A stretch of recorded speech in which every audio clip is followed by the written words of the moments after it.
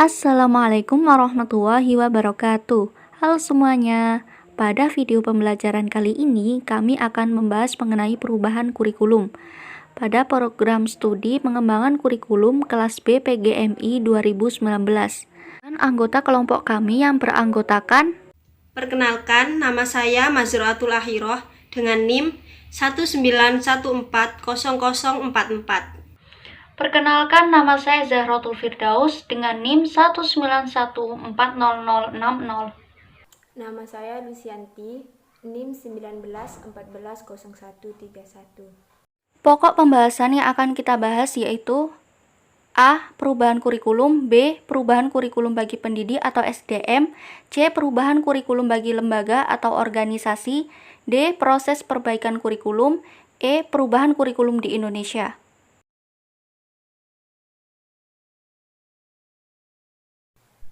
Perubahan kurikulum. Perubahan kurikulum ini mencakup 4 komponen. Yang pertama yaitu tujuan pendidikan yang ingin dicapai. Yang kedua, pengetahuan, aktivitas, dan juga pengalaman yang didapat dari berbagai hal. Yang ketiga ada metode dan cara mengajar yang diikuti murid-murid untuk mendorong dan juga dari tujuan yang sudah dirancang. Yang keempat adalah penilaian. Penilaian yang digunakan untuk mengukur dan menilai hasil siswa dalam pendidikan.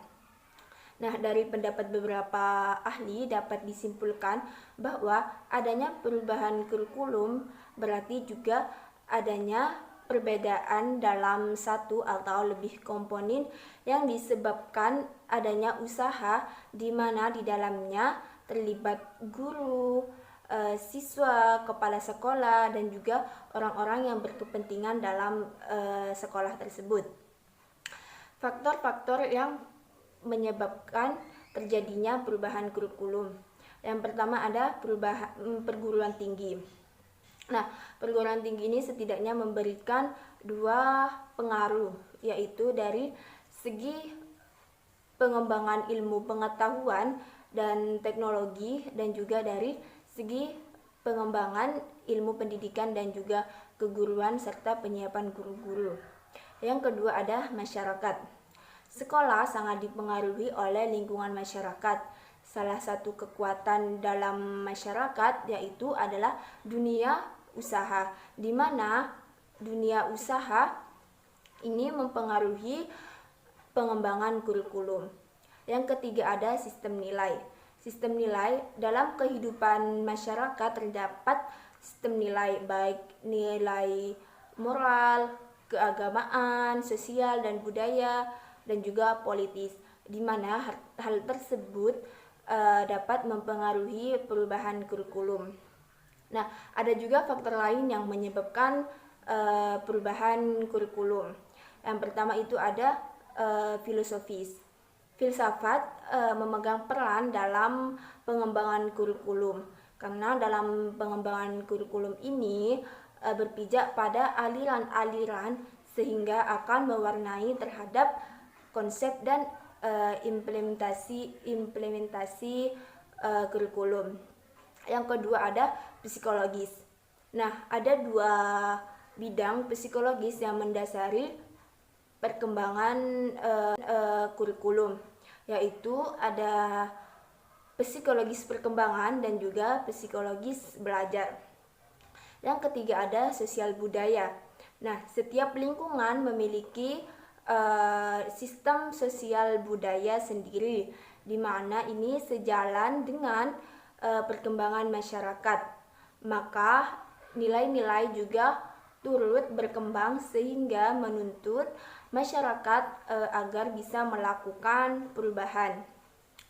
Yang keempat ada politik. Nah, dalam politik biasanya terjadi perubahan pemimpin.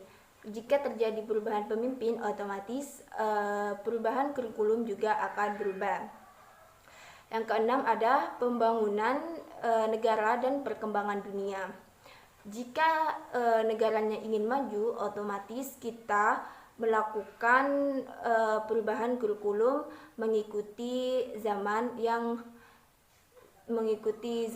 sekarang. Selanjutnya ada iptek atau ilmu teknologi. Nah, tentunya dengan adanya teknologi juga pasti terjadilah perubahan kurikulum. Selanjutnya ada perubahan kurikulum bagi SDM atau pendidik. Pendidik melakukan metode pembelajaran yang berbeda, di mana guru bukan hanya sekedar menjelaskan di dalam kelas, namun guru juga memberikan tantangan kepada siswa agar siswa tersebut mampu berpikir kritis. Yang kedua juga meningkatkan kompetensi pendidik dalam penguasaan dalam segala bidang baik dari materi, teknologi atau juga psikologis. Selanjutnya ada perubahan kurikulum bagi lembaga atau organisasi. Perubahan tersebut yaitu terganggunya visi dan misi suatu lembaga yang ingin dicapai, maka dengan adanya perubahan kurikulum perubahan tersebut akan berubah. Terus juga mutu pendidikan menurun cepat, menimbulkan masalah seperti penurunan prestasi siswa. Di sini saya akan menjelaskan tentang proses perbaikan kurikulum. Yang pertama adalah pengertian perbaikan kurikulum. Kurikulum menurut Dakir adalah suatu program pendidikan yang berisikan berbagai bahan dan pengalaman belajar yang diprogramkan, direncanakan, serta dirancang secara sistematis atas dasar norma-norma yang berlaku yang dijadikan pedoman dalam proses pembelajaran untuk mencapai suatu tujuan pendidikan. Menurut Nasution, kurikulum adalah mata pelajaran yang akan diajarkan di sekolah, atau kurikulum adalah rencana pembelajaran. Nah, dari beberapa pendapat di atas, dapat disimpulkan bahwa kurikulum adalah suatu perencanaan kegiatan peserta didik yang dilakukan baik di dalam kelas maupun di luar kelas, di bawah bimbingan dan binaan pendidik. Perbaikan kurikulum adalah upaya penyesuaian yang dilakukan untuk meningkatkan koherensi, kesesuaian, kedayagunaan, keterlaksanaan, serta keberhasilan program pembelajaran kurikuler berdasarkan informasi yang diperoleh melalui penilaian dan pengukuran. Yang selanjutnya adalah faktor-faktor perbaikan kurikulum. Faktor-faktor yang dapat menyebabkan perubahan kurikulum adalah sebagai berikut. Yang pertama, perubahan sosial yang berdampak pada pendidikan. Perubahan sosial merupakan perubahan tingkah laku dan sikap yang terjadi pada individu, kelompok, individu maupun organisasi. Yang kedua adalah relevansi pendidikan dengan kebutuhan masyarakat. Tujuan seseorang menyekolahkan anaknya adalah agar suatu saat nanti mampu bekerja dan memiliki penghasilan yang cukup untuk kelangsungan hidup mereka. Kalau kita simak perubahan-perubahan yang terjadi pada sistem pendidikan di Indonesia, hal tersebut merupakan dampak dari tuntutan masyarakat, yaitu terpenuhinya kebutuhan akan pekerjaan yang layak. Kemudian yang ketiga adalah masalah mutu pendidikan. Tuntutan peningkatan mutu pendidikan dapat menyebabkan perubahan kurikulum yang berlaku. Pemerintah berupaya mengejar ketertinggalan di bidang mutu pendidikan dengan menetapkan standar kelulusan. Standar kelulusan ini diharapkan mampu menjadi tolak ukur bagi mutu pendidikan di sekolah. Selanjutnya adalah adanya pergeseran penekanan tujuan pembelajaran. Menurut Nasution, kurikulum diubah apabila terjadi pergeseran penekanan tujuan pembelajaran.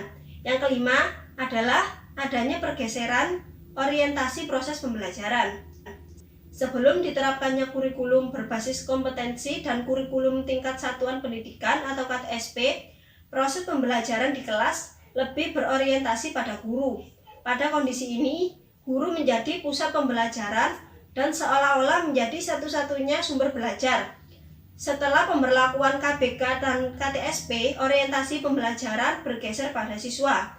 Dalam pembelajaran ini, aktivitas siswa dalam belajar menjadi pusat perhatian. Yang keenam adalah studi komparatif terhadap kurikulum negara lain. Di bidang kurikulum, studi komparatif dilakukan dengan cara membandingkan kurikulum dalam negeri dengan kurikulum luar negeri atau lintas kurikulum yang ada di dalam negeri. Dalam studi ini diambil berbagai hal yang masih relevan dan dianggap sesuai dan mampu memperbaiki kurikulum yang sedang digunakan. Kemudian selanjutnya adalah tantangan kurikulum pada abad 21. Abad 21 merupakan abad di mana informasi sangat berharga dan orang yang menguasai banyak informasi akan menjadi orang yang akan selalu dibutuhkan oleh orang lain. Untuk menghadapi abad ini, masyarakat pendidikan yang ada di sekolah perlu banyak kritis dalam menghadapi berbagai masalah yang ada, termasuk masalah di bidang pendidikan. Kemudian, globalisasi di bidang pendidikan. Kemajuan ilmu pengetahuan dan teknologi yang disertai dengan semakin kencangnya arus globalisasi dunia membawa dampak tersendiri bagi dunia pendidikan. Tujuan pendidikan mulai diarahkan pada kesiapan peserta didik untuk menghadapi persaingan di dunia global saat ini. Pembahasan berikutnya adalah proses perbaikan kurikulum. Perbaikan kurikulum dapat dilakukan dalam skala kecil.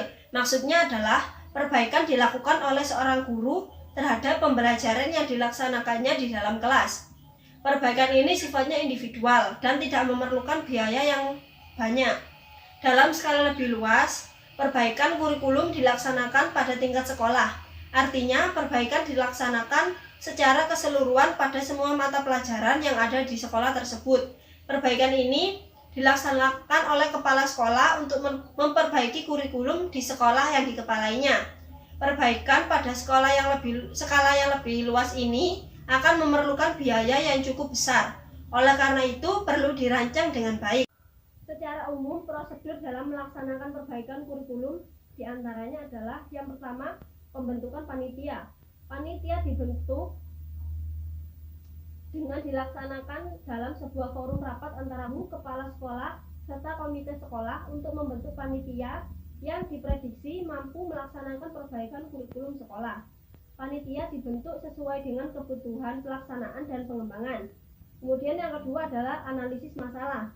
Apabila panitia telah dibentuk, maka tugas yang pertama yang harus dilakukan adalah menganalisis kondisi seluruh komponen kurikulum yang ada pada seluruh mata pelajaran. Analisis dilakukan untuk menemukan aspek-aspek dari kurikulum yang memerlukan perbaikan, apakah tujuan, cakupan materi, metode, alat evaluasi, dan lainnya. Yang ketiga adalah perencanaan perbaikan. Ada dua perencanaan yang harus menjadi fokus dalam perbaikan kurikulum. Yang pertama adalah perencanaan pembiayaan dan yang kedua adalah perencanaan pelaksanaan perbaikan. Yang keempat adalah pelaksanaan perbaikan. Setelah perencanaan perbaikan selesai dilaksanakan, langkah selanjutnya adalah implementasi dari perencanaan tersebut. Perencanaan dilakukan sesuai dengan prosedur yang telah dirancang. Kemudian pembahasan selanjutnya adalah evaluasi terhadap perbaikan yang telah dilaksanakan. Evaluasi bertujuan untuk melihat tepat tidaknya sasaran perbaikan kurikulum yang dilakukan. Apakah tujuan perbaikan telah tercapai ataukah belum? Jika belum ada perubahan, maka perbaikan harus dilaksanakan lagi karena salah satu prinsip perbaikan kurikulum adalah kontinuitas atau berkesinambungan. Oleh karena itu, evaluasi terhadap hasil adalah suatu keharusan dan akan terus dilakukan sampai ditemukan sebuah standar kurikulum yang memberikan hasil yang terbaik. Perbaikan dihentikan apabila tidak ditemukan lagi perubahan hasil yang signifikan sebagai dampak dari perubahan yang dilakukan. Poin selanjutnya yaitu mengenai perubahan kurikulum di Indonesia. Perubahan kurikulum di Indonesia ini sudah sering terjadi pasca kemerdekaan 1945. Seperti pada kurikulum 1947, 1952, sampai kurikulum yang saat ini masih digunakan yaitu kurikulum 2013. Perubahan kurikulum ini mengikuti perkembangan zaman yang semakin berkembang, baik itu dalam bidang politik, budaya, ekonomi, kemudian iptek, dan lainnya. Berikut ini adalah rincian perubahan kurikulum di Indonesia. Pertama, kurikulum 1947 merupakan kurikulum pertama yang disebut sebagai Rencana Pelajaran 1947 atau lebih dikenal dengan Leerplan, yang bersifat politis, yaitu tidak mau lagi melihat dunia pendidikan masih menerapkan kurikulum Belanda, di mana asas pendidikan ditetapkan Pancasila. Kurikulum ini memuat dua hal pokok, yaitu daftar mata pelajaran dan jam pelajarannya, serta garis-garis besar pengajarannya, yaitu memuat cara guru mengajar dan cara murid mempelajari. Kurikulum ini juga lebih mengutamakan pendidikan watak, kesadaran, bernegara, dan bermasyarakat daripada pendidikan pikiran. Materi pelajaran dihubungkan dengan kehidupan sehari-hari, perhatian terhadap kesenian dan pendidikan jasmani. Pada perkembangannya, rencana pelajaran lebih dirinci lagi setiap pelajarannya, yang dikenal dengan istilah Rencana Pelajaran Terurai 1952 yang berbunyi silabus mata pelajarannya jelas sekali, yaitu seorang guru mengajar satu mata pelajaran saja. Yang kedua yaitu kurikulum 1952. Kurikulum ini merupakan penyempurnaan dari kurikulum 1947. Kurikulum ini sudah mengarah pada suatu sistem pendidikan nasional, yaitu memuat rincian materi dan jam pelajaran, di mana kedua hal tersebut guru ditetapkan untuk mengajar satu pelajaran saja. Rencana pelajaran harus memperhatikan isi pelajaran yang dihubungkan dengan kehidupan sehari-hari. Kemudian di akhir era Presiden Soekarno muncul Rencana Pendidikan 1964 atau Kurikulum 1964. Fokusnya pada pengembangan daya cipta, rasa, karsa, karya, dan moral, yaitu disebut juga dengan Pancawardana. Yang ketiga yaitu Kurikulum 1964. Kurikulum ini kembali disempurnakan yang diberi nama Rencana Pendidikan 1964. Pokok-pokok pikiran Kurikulum 1964 adalah bahwa pemerintah mempunyai keinginan agar rakyat mendapat pengetahuan akademik untuk pembekalan pada jenjang SD atau sekolah dasar, sehingga pelajaran dipusatkan pada program Pancawardana. Mata pelajaran ini diklasifikasikan dalam 5 kelompok bidang studi, yaitu ada moral, kecerdasan, emosional atau artistik, keprigelan yaitu keterampilan dan jasmani. Pendidikan dasar lebih menekankan pada pengetahuan dan kegiatan fungsional praktik. Setelah itu yang keempat, Kurikulum 1968. Kurikulum ini sangat kental dengan muatan politis karena dibentuk masa Orde Lama. Kurikulum ini merupakan pembaruan dari kurikulum sebelumnya dengan dilakukannya perubahan struktur kurikulum pendidikan dari Pancawardana menjadi pembinaan jiwa Pancasila, pengetahuan dasar, dan kecakapan khusus. Kurikulum ini merupakan perwujudan dari perubahan orientasi pada pelaksanaan Undang-Undang Dasar 1945 secara murni dan konsekuen. Isi pendidikan diarahkan pada kegiatan mempertinggi kecerdasan dan keterampilan serta mengembangkan fisik yang sehat dan kuat. Yang kelima yaitu Kurikulum 1975. Kurikulum ini menekankan pada tujuan agar pendidikan lebih efisien dan efektif, di mana kurikulum ini dilatar belakangi pada pengaruh konsep di bidang manajemen, yaitu MBO, Management by Objective, yang terkenal pada saat itu. Pada kurikulum ini terdapat metode, materi, dan tujuan pengajaran yang dirinci dalam prosedur pengembangan sistem instruksional, atau disingkat menjadi PPSI. Yang keenam yaitu Kurikulum 1984 atau lebih dikenal dengan singkatan CBSA, yaitu cara belajar siswa aktif, di mana kurikulum ini mengutamakan pada proses skill approach. Kurikulum ini juga berorientasi pada tujuan instruksional, karena pembelajaran kepada siswa itu sangat terbatas di sekolah, jadi harus benar-benar dilaksanakan secara fungsional dan efektif. Kemudian Perubahan kurikulum ini juga terjadi karena pada saat itu terjadinya gerakan revolusi matematika pada era 1980-an. Sehingga pada saat itu harus menyesuaikan pada perkembangan yang ada. Meskipun pada kurikulum ini terlihat sangat hebat dan bahkan sukses di berbagai sekolah, namun kenyataannya pada pengaplikasian di sekolah ada beberapa yang belum siap menggunakan kurikulum baru ini. Ketujuh yaitu kurikulum 1994. Kurikulum ini dibuat sebagai penyempurnaan kurikulum 1984 dan dilaksanakan sesuai dengan Undang-Undang Nomor 2 Tahun 1989 tentang Satuan Pendidikan Nasional yang memuat mata pelajaran nasional dan mata pelajaran lokal. Pada kurikulum ini terlalu banyak muatan mata pelajaran dan jam pelajarannya sehingga sangat padat. Pembagian waktu yaitu dengan mengubah dari sistem semester per 6 bulan ke sistem catur bulan per 4 bulan. Tujuan pengajaran ini menekankan pada pemahaman konsep dari keterampilan menyelesaikan soal dan pemecahan masalah.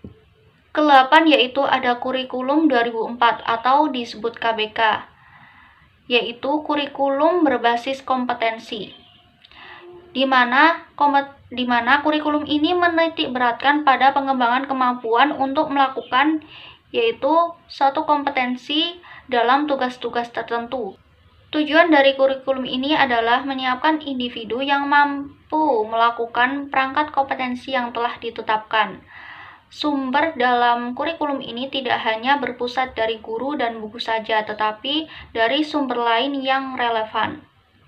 Kurikulum ini kembali pada sistem per semester, jadi sistem catur bulan itu hanya berlaku pada kurikulum 1994. Kemudian yang ke-9 yaitu ada kurikulum 2006 atau KTSP, yang lebih dikenal dengan sebutan kurikulum tingkat satuan pendidikan. Perbedaan kurikulum sebelumnya dengan kurikulum ini tidak banyak, di mana pengembangannya guru hanya lebih diberikan kebebasan untuk merencanakan pembelajaran sesuai dengan lingkungan dan kondisi siswa serta kondisi sekolah itu berada. Pengembangan perangkat pembelajaran seperti silabus dan sistem penilaian merupakan kewenangan pada satuan pendidikan, yaitu sekolahnya. Yang terakhir yaitu yang ke-10 ada kurikulum 2013 yang saat ini masih digunakan. Merupakan penyederhanaan dan tematik integratif guna mencetak generasi bangsa yang siap menghadapi masa depan. Menggunakan pendekatan saintifik yaitu berupa mengamati atau observasi, kemudian bertanya, menalar, mengasosiasikan, dan mengkomunikasikan apa saja yang telah dikerjakannya dari suatu pemecahan masalah tadi, dari observasi. Kurikulum ini juga menekankan pada kejadian fenomena alam, sosial, seni, dan budaya sebagai objek pembelajaran. Dapat kami simpulkan bahwa perubahan kurikulum itu berarti juga mengubah hal-hal yang di dalamnya terlibat guru, siswa, kepala sekolah, pemilik sekolah, dan juga orang-orang yang berperan penting dalam sekolah tersebut. Dari adanya perubahan kurikulum tentunya juga ada perbaikan kurikulum, di mana adanya perbaikan kurikulum tersebut merupakan perubahan kurikulum yang efektif dilakukan dan juga dapat merubah ke arah yang lebih baik. Perubahan kurikulum ini selalu dikaitkan dengan perkembangan masyarakat di dunia pendidikan. Sekian dari kelompok kami. Mohon maaf. Wassalamualaikum warahmatullahi wabarakatuh. Sekian presentasi dari kami, kurang lebihnya mohon maaf, semoga bermanfaat. Wassalamualaikum warahmatullahi wabarakatuh.